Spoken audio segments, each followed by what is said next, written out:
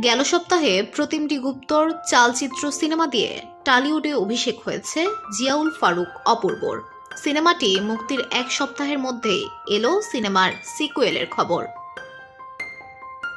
জানা গেছে সেখানেও থাকছেন অপূর্ব। 20 ডিসেম্বর মুক্তি পাওয়া চালচিত্র সিনেমায় রহস্যময় এক চরিত্রে অভিনয় করেছেন অপূর্ব। তার অভিনীত চরিত্রটি গল্পের মোড় ঘুরিয়ে দেয়। সিনেমাটি বক্স অফিসে প্রত্যাশা অনুযায়ী আলোড়ন তুলতে না পারলেও সমালোচকদের নজর এড়ায়নি। অল্প সময়ে পর্দায় থাকলেও প্রশংসিত হয়েছে অপূর্বর অভিনয়। নির্মাতা প্রতিমটি গুপ্ত অপূর্বর অভিনয়ের প্রশংসা করে বলেন, অপূর্বের মধ্যে একটা চার্ম আছে, এ কারণে তাকে নাটকীয়ভাবে দেখানোর চেষ্টা করেছি। দর্শকদের সেটা খুব পছন্দ হয়েছে। চালচিত্র সিনেমার গল্পের প্রেক্ষাপট 12 বছর আগের একটি মামলা। সেখান থেকেই শুরু হবে চালচিত্রের পরের পর্বের গল্প। এছাড়া চালচিত্র যেখানে শেষ হয়েছে তার পরের গল্প এগিয়ে যাবে। তাই এটি শুধু সিকিউল বলতে নারাজ নির্মাতা।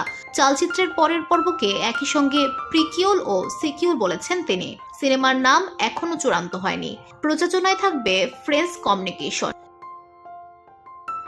শুধু অপূর্ব নন, চালচিত্রের প্রথম পর্বের অভিনেতা টোটা রায়চৌধুরী, অনির্বাণ চক্রবর্তী, ব্রাত্য বসু, শান্তনু মাহেশ্বরীরাও থাকবেন পরের পর্বেও। নির্মাতা প্রতিমটি গুপ্ত বলেন, চালচিত্রে 12 বছর আগে ঘটে যাওয়া খুনের গল্প ছিল, যেখানে ব্রাত্য বসু জড়িত। সেখানে পুলিশ কর্মকর্তার চরিত্রে ছিলেন টোটা ও অনির্বাণ। এই অংশটুকু দেখা যাবে, তাই এটাকে প্রিকুয়েল বলা যেতে পারে। এরপর চালচিত্র যেখানে শেষ হয়েছে সেখান থেকে গল্পটা এগিয়ে যাবে, তাই এটাকে সিকুয়েলও বলা যায়। সিনেমার ক্লাইম্যাক্স এমনভাবে সাজানো হচ্ছে যেখানে ব্রাত্য বসু ও অপূর্বর সঙ্গে দেখা যাবে টোটা অনির্বাণদের। এখন চিত্রনাট্য ও চরিত্রের রূপ নিয়ে ব্যস্ত আছে নির্মাতা। নতুন বছরের শুরুর দিকে কলকাতায় শুরু হতে পারে শুটিং।